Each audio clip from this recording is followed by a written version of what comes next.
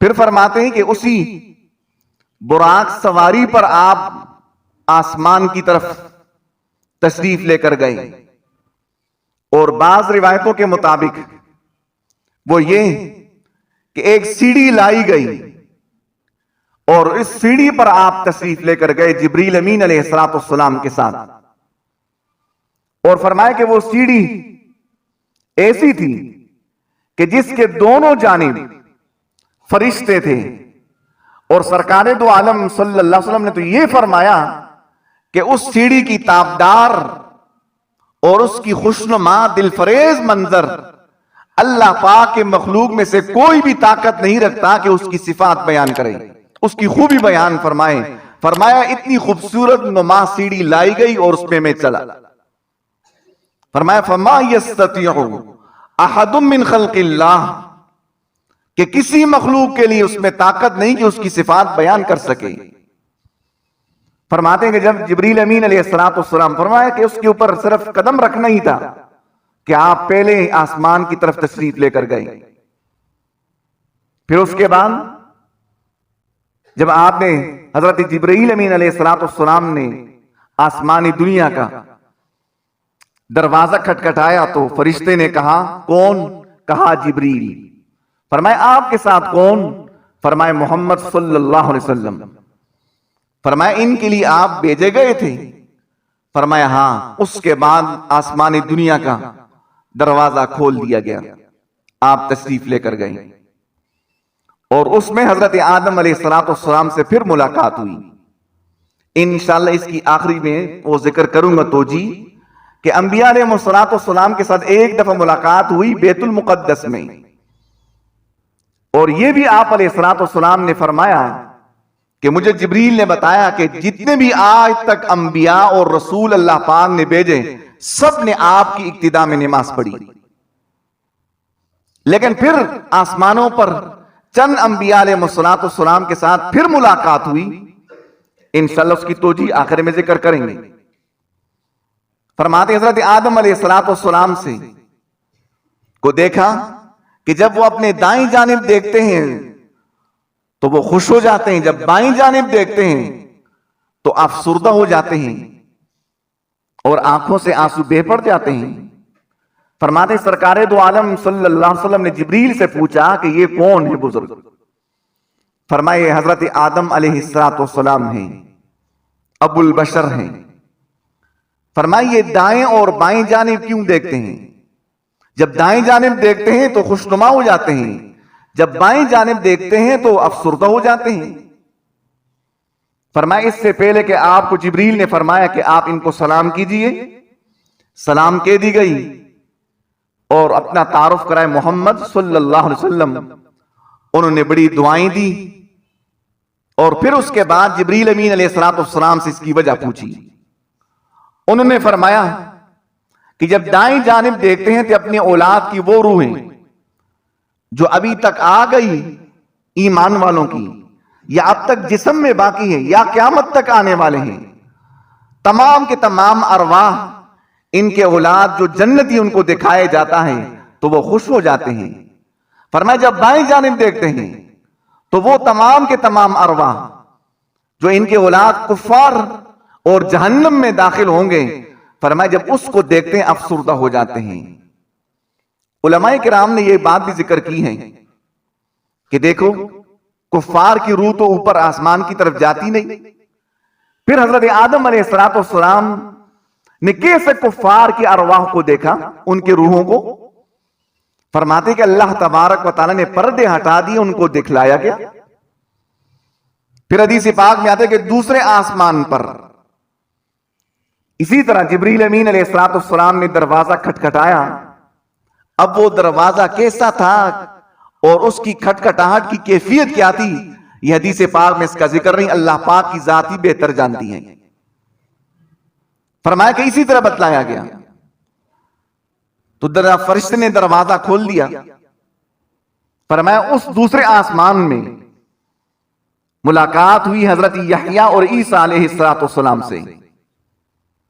اور یہ بات بھی ذکر کروں کہ یہ جو آسمانوں پر مختلف انبیاء علیہ السلام سے ملاقاتی سرکار دو عالم صلی اللہ علیہ وسلم کی ہوئی، اس میں انتہائی تعارض ہے۔ بعض روایتوں میں پہلے آسمان پر اور، دوسرے آسمان پر اور، تیسرے آسمان پر اور ہے۔ خود بخاری شریف کی روایتوں میں بھی متعارض ہیں۔ تو ہم نے وہ لیے جو مجموعی روایات سے ملتا ہے کہ آپ نے پہلی ملاقات جب ہوئی آسمانی دنیا پر وہ ابو البشر حضرت آدم علیہ السلام سے، دوسرے آسمان پر حضرت یحییٰ اور عیسیٰ علیہ السلام سے، فرمایا تیسرے آسمان پر حضرت یوسف علیہ السلام سے ملاقات ہوئی، اور چوتھے آسمان پر حضرت ادریس علیہ السلام سے ملاقات ہوئی۔ ان سے ملنے کی جو کیفیات تھی، جو باتیں، وہ حدیث پاک میں مذکور نہیں، صرف ملاقات کا ذکر ہے۔ پھر یہ بھی ذکر ہے کہ آپ علیہ السلام نے جب بیان فرمائی یہ ملاقات کا منظر، تو آپ نے یوسف علیہ السلام کے بارے میں یہ ذکر فرمایا کہ اللہ پاک نے ان کو اتنا حسن عطا فرمایا تھا کہ فرمایا کہ آدھا حسن اس کو دیا گیا۔ پھر اس کی بھی توجیہ فرماتے ہیں علماء کہ یہ جو آپ علیہ السلام نے فرمایا کہ اللہ پاک نے اس کو آدھا حسن عطا فرمایا، کیا مطلب اس کا؟ بعض علماء فرماتے ہیں کہ جو سرکار دو عالم صلی اللہ علیہ وسلم کو اللہ پاک نے حسن عطا فرمایا تھا، اس کا آدھا حصہ حضرت یوسف علیہ السلام کو عطا فرمایا۔ دوسرا یہ توجیہ بھی ذکر فرمائی علماء محدثین نے، فرمایا یہ جو آپ علیہ السلام نے فرمایا یوسف علیہ السلام کے لیے کہ آدھا حسن دیا گیا، فرمایا وہ آپ کے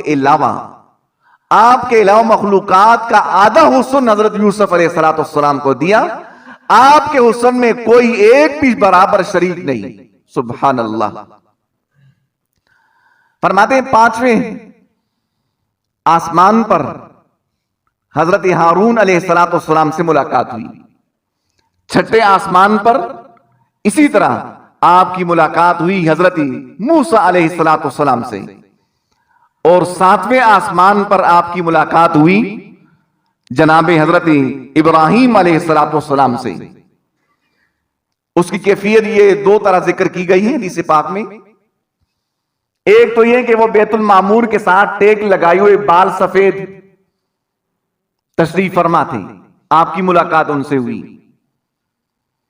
اور دوسری روایت کے مطابق وہ یہ کہ جنت کے دروازے کے باہر حضرت ابراہیم علیہ السلام کرسی پر تشریف فرماتے، وہاں پر ملاقات ہوئی۔ پھر یہ بھی روایتوں میں آتا ہے کہ بیت المعمور کے پاس ابراہیم علیہ السلام سے جب ملاقات ہوئی تو آپ نے بیت المعمور میں 2 رکعت نفل ادا کیے، اور بیت المعمور بالکل بیت اللہ کے بالکل وسط میں بیت المعمور ہے۔ اور یہ بھی حدیث پاک میں آتا ہے کہ آپ نے فرمایا کہ روزانہ 70,000 فرشتے اس کے طواف کرتے ہیں، جب ایک دفعہ طواف کر لیتے ہیں، فرمایا قیامت تک ان کی باری پھر نہیں آئے گی۔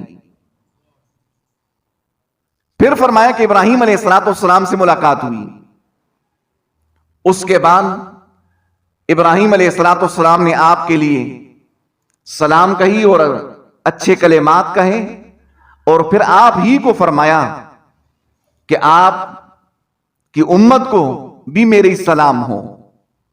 فرمائی یہ سلام ابراہیم علیہ السلام نے سرکار دو عالم صلی اللہ علیہ وسلم کو ذکر فرمائی۔ یہیں پر میں ذکر کروں کہ بعض علماء نے اس کی توجیہ یہ بھی ذکر کی کہ یہ درود پاک میں ہم صرف ایک ابراہیم علیہ السلام کے اوپر درود پاک بھیجتے ہیں، یعنی سرکار دو عالم صلی اللہ علیہ وسلم کے ساتھ۔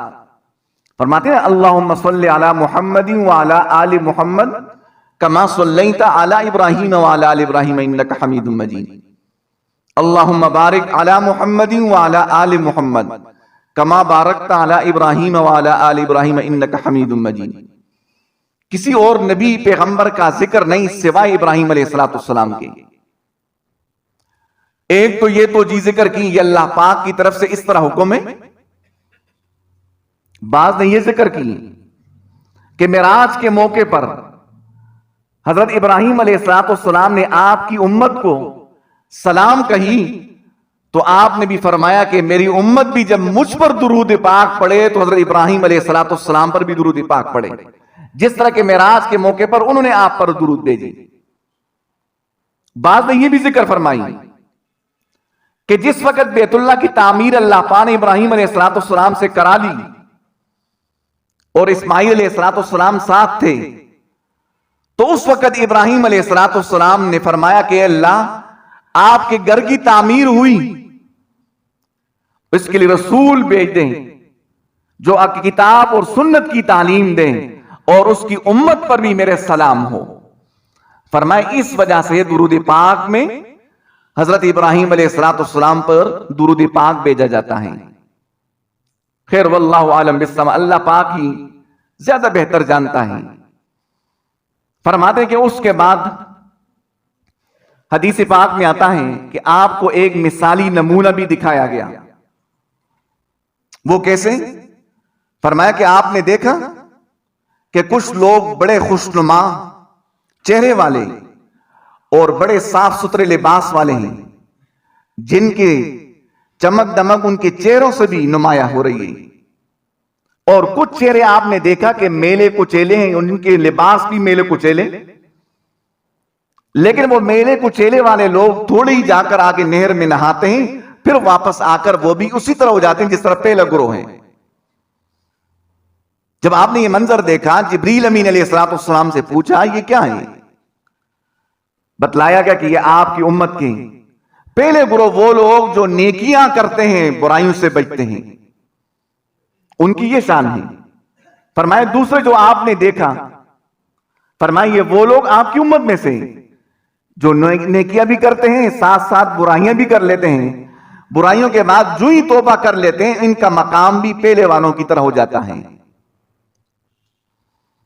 پھر فرمایا کہ وہاں ہی سے آپ سدرۃ المنتہا کی طرف گئے، اور سدرہ کہتے ہیں بیر کو۔ یہ بھی ذکر کیا کہ یہ سدرۃ المنتہا جو ہم کہتے ہیں، یہ اللہ پاک نے فرمایا کہ یہ سدرۃ المنتہا کی طرف گئے۔ اب فرمایا کہ سدرۃ المنتہا اس کی ظاہری شکل و صورت دنیاوی بھی اس بیر والے درخت کی طرح تھی، اس طرح ہی ذکر کیا اتفاقاً ہو۔ اس کی حقیقت آپ علیہ السلام نے یوں بیان فرمائی، فرمایا کہ وہ سدرۃ المنتہا تک میں جب گیا کہ جس کے پتے، فرمایا حدیث پاک کے الفاظ ہیں کہ وہ ہاتھیوں کے کانوں کے برابر، جو پوری ایک مخلوقات کو ڈانپ لے، اتنے بڑے پتے تھے اس کے۔ اور فرمایا کہ بیر ایک شہر کا نام آپ علیہ السلام نے لیا، اس کا نام حجر ہے، جس میں بڑے بڑے مٹکے بنائے جاتے تھے۔ فرمایا کہ جس کے بیر حجر کے مٹکوں سے بڑے تھے، اور فرمایا کہ اس کے اوپر اتنی خوبصورت قسم کی تتلیاں تھیں جو اس مختلف اس کے رنگ تبدیل ہوتے ہیں، فرمایا خوشنما، اور ہر وقت اس کے رنگ تبدیل ہوتے رہتے ہیں۔ علماء محدثین نے فرمایا کہ اس کے اوپر تجلیات الہی، یعنی اللہ تبارک و تعالیٰ کی تجلیات اس کے اوپر پڑتی ہیں، اس کے رنگ تبدیل ہوتے ہیں۔ پھر وہاں سے آپ سدرۃ المنتہا کے آخر میں پھر اللہ پاک نے جنت رکھی، اس کی بھی سیر آپ نے کرائی۔